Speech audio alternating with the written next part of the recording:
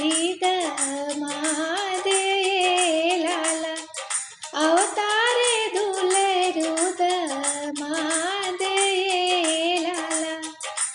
खाए के मांगे दुल्हा पूरी मिठाई हो, खाए के मांगे दुल्हा पूरी मिठाई हो। पिए के मांगे ठंडा पानी ये लाला, पिए के मांगे ठंडा पानी ये लाला। आपने खोरिया संभालिए कवन चाचा, आपने खोरिया संभालिए कवन चाचा।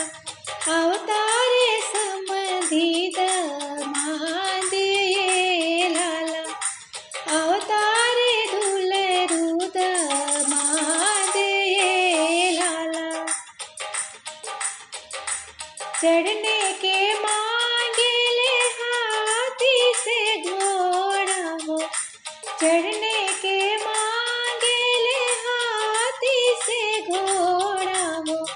और मांगे ले धेनु गाय ये लाला, और मांगे ले धेनु गाय ये लाला।